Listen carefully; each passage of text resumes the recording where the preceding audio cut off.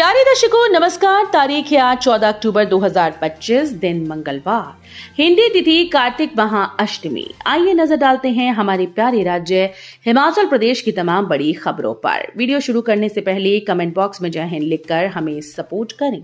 तो चलिए शुरू करते हैं।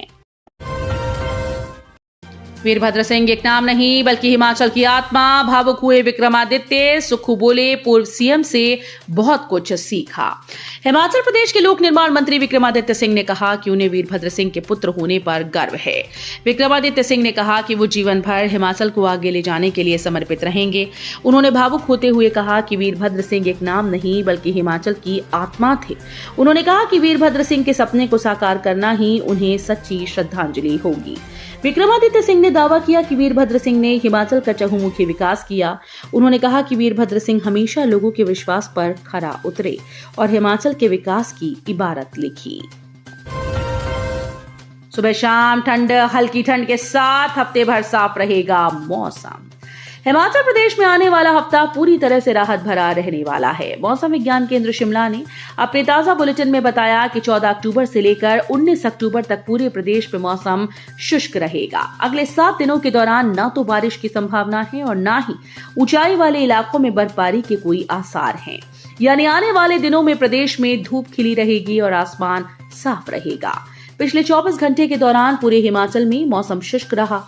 अधिकतम और न्यूनतम तापमान में कोई भी खासा बदलाव नहीं देखा गया। अधिकांश क्षेत्रों में तापमान सामान्य या उसके आसपास दर्ज किया, जबकि कुछ इलाकों में यह सामान्य से 2 से 4 डिग्री तक नीचे रहा। हिमाचल पुलिस के बेड़े में शामिल होंगी टाटा की 35 इलेक्ट्रिक कार और 7 स्कॉर्पियो। बेहद खास होंगे ये वाहन। हिमाचल प्रदेश पुलिस के बेड़े में अब प्रदूषण मुक्त इलेक्ट्रिक कारें शामिल हो रही हैं। विश्व बैंक की परियोजना के तहत 35 कारों और 14 पेट्रोलिंग व्हीकल को खरीदा गया है।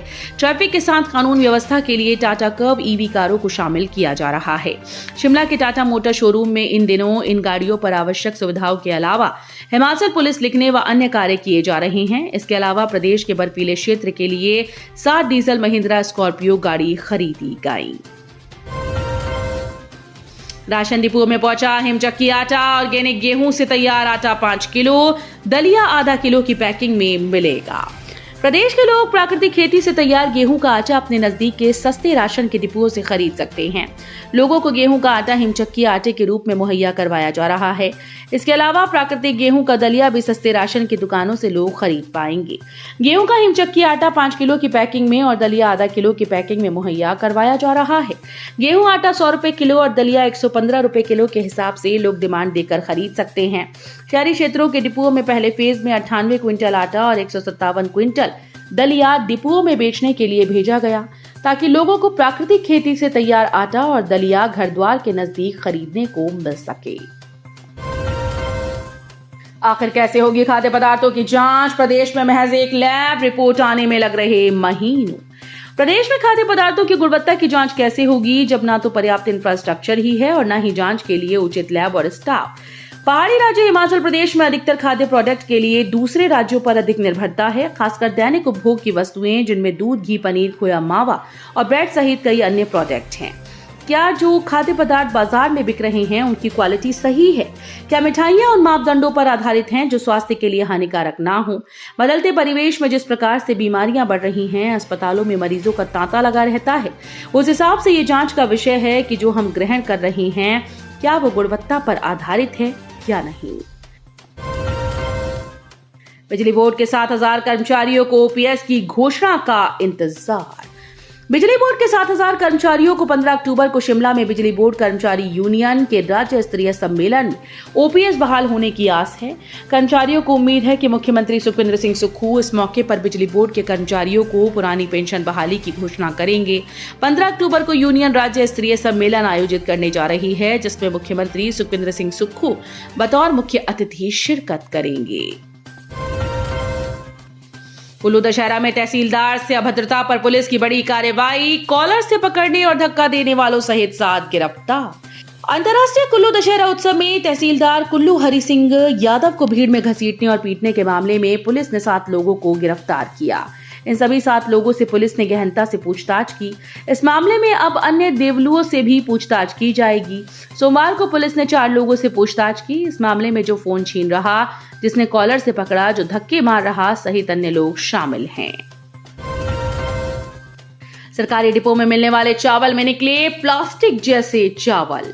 चंबा जिले के कुछ सरकारी डिपुओं में मिलने वाले चावल में प्लास्टिक के चावल पाए गए, जिससे लोगों के स्वास्थ्य को खतरा पैदा हो गया। इस बारे में शिकायत को लेकर साहू क्षेत्र के सराहन के सुभाष कुमार ने AC to DC अपराजिता चंदेल के माध्यम से प्रदेश सरकार व खाद्य आपूर्ति विभाग को ज्ञापन सौंपा। सुभाष ने बताया कि बीते कुछ समय से सरकारी डिपो में मिलने वाले राशन में चावल में मिलावट की जा रही है। क्षेत्र के कुछ सरकारी डिपुओं में मिलने वाले चावल के साथ प्लास्टिक के चावल भी पाए गए। राजस्व अधिकारी संघ ने वापस ली पेन डाउन हड़ताल, तहसीलों में सुचारू रूप से होगा कार्य। हिमाचल प्रदेश राजस्व अधिकारी संघ ने अपनी पेन डाउन हड़ताल सोमवार शाम को वापस ले ली। ऐसे में अब मंगलवार से तहसीलों में कार्य सुचारू रूप से होगा। मुख्य सचिव व पुलिस महानिदेशक के आश्वासन के बाद संघ ने हड़ताल को वापस लेने का निर्णय लिया। वहीं सोमवार को प्रदेश भर के 300 से ज्यादा तहसीलदार और नायब तहसीलदार एक दिन की पेन डाउन हड़ताल पर रहे। हड़ताल के चलते राज्य की 132 तहसीलों और 80 उप तहसीलों में सन्नाटा पसरा रहा और आम जनता को भारी परेशानी का सामना करना पड़ा।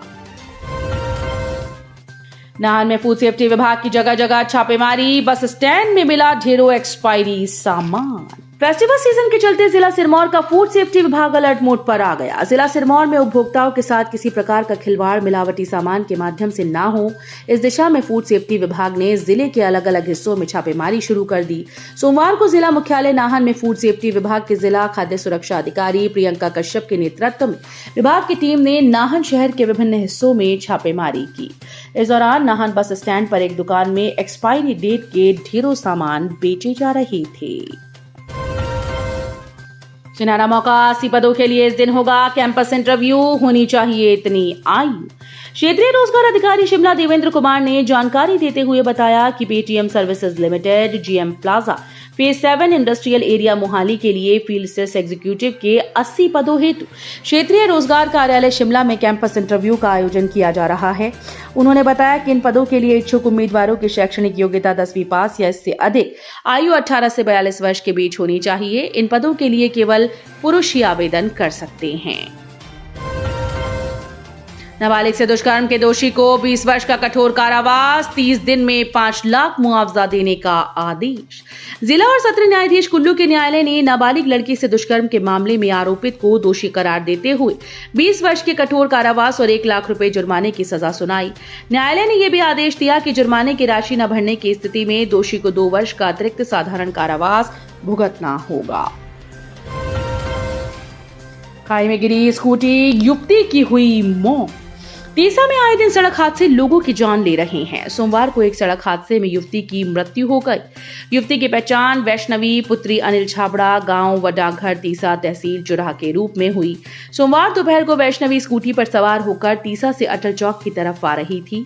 अटल चौक से कुछ दूरी पर उसने स्कूटी से नियंत्रण खो दिया और वो स्कूटी सहित गहरी खाई में जा गिरी। स्कूटी गिरती देख आसपास मौजूद लोग घटनास्थल पर पहुंचे। लोगों ने घटना की जानकारी स्थानीय पुलिस व एम्बुलेंस को दी। सूचना मिलते ही पुलिस व एम्बुलेंस टीम मौके पर पहुंची। लोगों ने युवती को बाहर निकाला तो वहां मौजूद चिकित्सकों ने उसे मृत घोषित कर दिया। तो ये थी आज की फटाफट खबरें। हम मिलेंगे अगले बुलेटिन में, तब तक के लिए धन्यवाद। जय हिंद।